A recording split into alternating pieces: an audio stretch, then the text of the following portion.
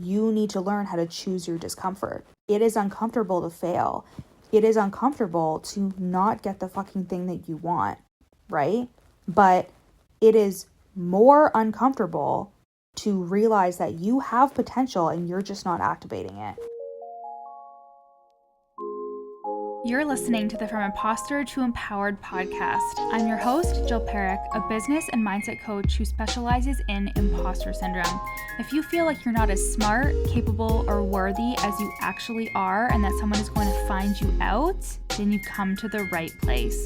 I went from being a struggling government worker, working my coaching business on the side, but feeling unworthy and burnt out, to making multiple six figures helping women overcome imposter syndrome so they too can sign clients, make bank, and have the business or career of their dreams.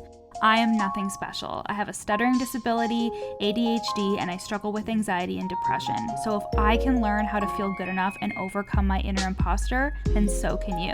Let's dig in. Hi, Queen. Okay, I know that you need to hear this today. So, I'm here to tell you that no one is coming. No one is going to come and tell you that you're good enough. Nobody is here to grade you and give you 100% or an A+. Nobody is going to give you the validation that you think that you need. Nobody is going to come and save you. You have to decide that you are good enough for yourself and for your business to thrive. The only reason why you haven't signed your next client, the only reason why you're in a sales plateau, the only reason why you are experiencing the struggle in your business that you're currently experiencing, the only reason why you haven't scaled your business past that income amount that you know energetically you're at, but you keep trying to fix it with fucking strategy, is because of the belief of who am I to do this? You have that belief on repeat over and over again. So you don't do the things that you would be doing if you believe that you were the kind of person who could have that or who could do that, simply because of this little belief and this thought that runs through the back of your head every time you create a piece of content, every time you go to hire somebody in your business or do something new or find this strategy or do this or do that. Who am I to do this? When I first started my business, I had who am I to do this on fucking repeat as I scaled and as I started to take on more clients, as I started to get a bit more edgy with my content. Right? I had this belief on repeat. And I had to do the identity work. I really had to learn how to eliminate subconsciously this belief of who am I to do this. I had to silence that belief, right? I have a stutter. I've talked about it a lot on the pod. It's in my intro. My clients definitely know I have a stutter. Like, it is something that I live with every single day. And in the beginning, it was so easy for me to default to like, who am I to do this? Because I had a good reason. Because I was like, who am I to lead a group program? Who am I to sell my offer and to speak confidently about this when I get social anxiety in a room full of strangers because I'm afraid to stutter in front of them? Like, I'm afraid to introduce myself, right? We all have our reasons as to why we tell ourselves why we're not good enough and why who am I to do this is the most normal question in the world. For a lot of my clients, this has looked like their cultural background. It has looked like the way that they were raised and the trauma that they endured. It has looked like that they feel like that they don't have the right degree or the right certifications. For some clients, it has been that they feel cringe on social media or they think like, am I too old to be doing this? It's all just a flavor of who am I to do this? Who am I to have success? Who am I to receive this opportunity or these opportunities? Who am I to get this referral? Who am I to sign this client? Who am I to say that I can help somebody achieve this result? And the difference between you and the people who you see like speaking on stages and the people that you see sharing their screenshots of their clients getting results, of you and the people who are like boldly claiming that they can help somebody in selling their offer, is they do not let this thought stop them, and they've learned to ask themselves, who am I to not? Who am I to not fucking do this? Because if I don't, somebody else will. And then I'm going to be looking at that person and thinking to myself, that's literally the exact thought that I had. Those are literally the exact things that I thought. That's the stuff that I wanted to talk about. That is the work that I want to do. I was coaching a client a couple of weeks ago, and we were talking about this conversation that she had with like a potential client, and it was a referral. And after she had this conversation, she was kind of like, like I feel like I could have done better than I did, but I still have a hard time, like really advocating for myself and for my accomplishments and really having the confidence to be like, I can help you. And of course I asked why. And of course we deduced that it would be very uncomfortable for her to really own her results and her accomplishments and the things that she's achieved and how she really can help somebody because of her cultural upbringing, because of her background, because of the way that she was taught to not take up space. And I said, but I want to give you some perspective that like, you're uncomfortable now. You're uncomfortable with the fact that you feel like you didn't do your best. You're still beating yourself up. So you need to learn how to choose your discomfort. It is uncomfortable to fail. It is uncomfortable to not get the fucking thing that you want, right? But it is more uncomfortable to realize that you have potential and you're just not activating it. I would rather deal with the discomfort of being a little cringe, of boldly and confidently talking about my offer, about posting something that like feels a bit uncomfortable to post. I would rather deal with that discomfort. I would rather deal with the discomfort of having a sales call with somebody or a DM conversation with somebody and pitching to them if that is something that I feel is necessary, if I feel like that is something that is appropriate, right? I would rather deal with that discomfort than deal with the discomfort of never trying, of never putting myself out there, of never activating my potential. Either way, I'm fucking uncomfortable because business is uncomfortable. You're putting yourself out there. You are putting your heart out there. You are saying to people, buy from me. You are being vulnerable.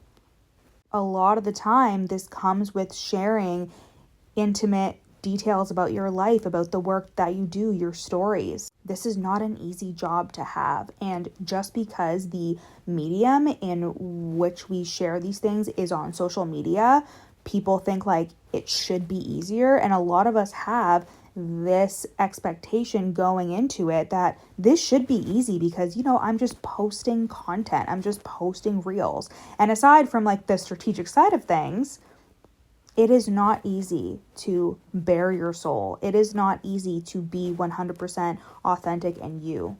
It is not easy to confidently say, I can help you do X, Y, Z, right? Because all of the implications that come with it. Fear of success is so real. Fear of getting everything you want is so real. There are a lot of people out here who claim that they want 10K months, who claim that they want this and that, but they're not doing even a fraction of the work that it takes to get there. But most of all, they are constantly telling themselves, who am I to do this?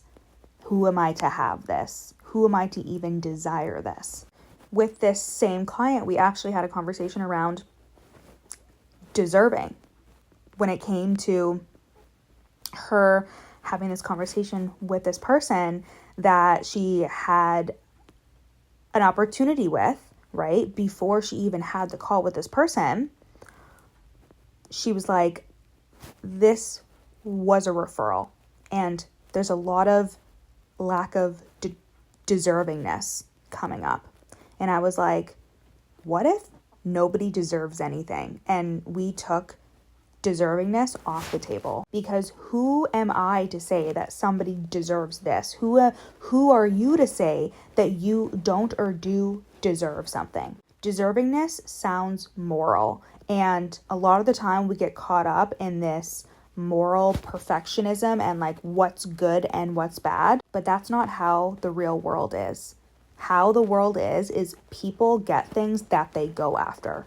I do think that running a business and being a good coach, being a good service provider has a lot to do with like skill and reinventing yourself and personal development, all of these things. And also, when you just have the tenacity and you are going to show the fuck up for yourself day in and day out, that is why I have the results that I do. That is why I have a multiple six-figure business. That is why I wrote a best-selling self-help book in 6 months, because I was just fucking relentless. And I was like, who am I to fucking write a book? I'm like in my late 20s. I don't have like years and years and years of experience.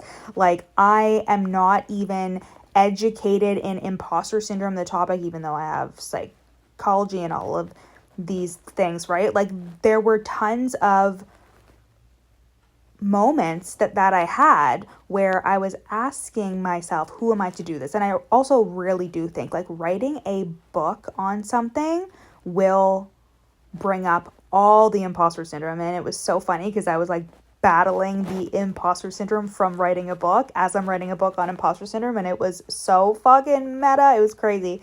But if who am I to do this was something that was going to hold me back, I would have never written that book. But instead, I learned how to talk to myself. Instead, I learned this was not about fucking deservingness. The people that get what they want are the people that go after it relentlessly.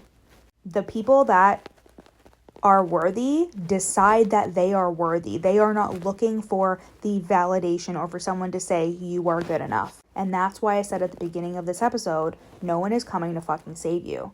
You have to decide that you are good enough. You have to do the personal development work and the subconscious reprogramming and the identity work with the outcome in mind, that the goal is to see yourself in a different way.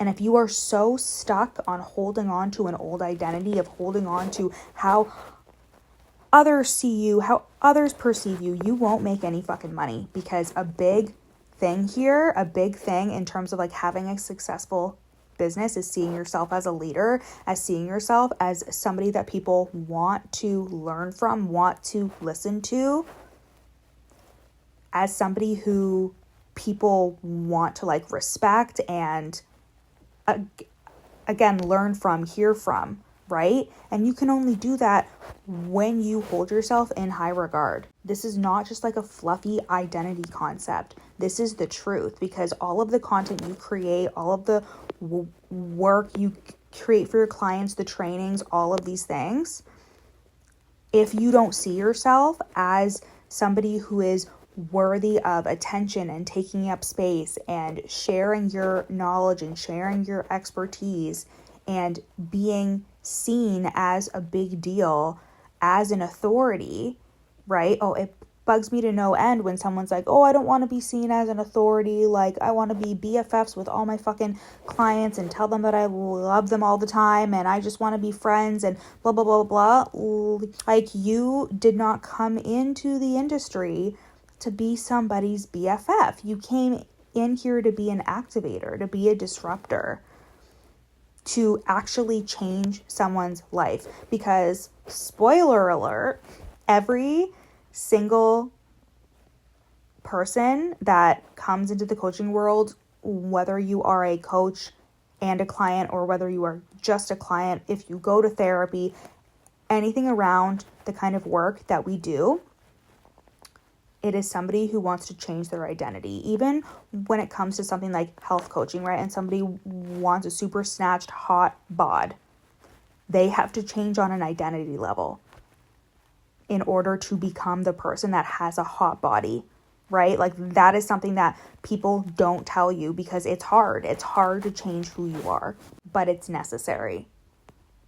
And it starts with how you see yourself, and you have to decide that you are good enough, that you are worthy, that it's not about deserving, and that the only way that you're going to get everything you want is A, you have to decide I'm worthy of having it, and B, you have to go the fuck after it relentlessly and with tenacity until you get it. Nobody is coming to hold a sign up at a certain benchmark, at a certain income level, to tell you, yep, here is the point where you're going to realize that this is what you're meant to do. This is who you're meant to be.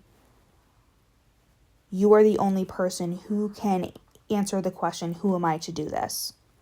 And you have to respond with, but who am I to not? Like, that question is irrelevant. Because who is anybody to do anything? The people that are doing things, that are doing big things, that are speaking on stages, that are making a lot of money, they just decided that they were worthy of it and that they could have it. And they did not let who am I to do this hold them back. I love you. I love you. I love you. And if who am I to do this is on constant repeat in the back of your mind, and you know that joining The Real Deal or working with me in one-to-one coaching is your next step, I am here when you're ready. The link is in my show notes. I'll see you guys next week.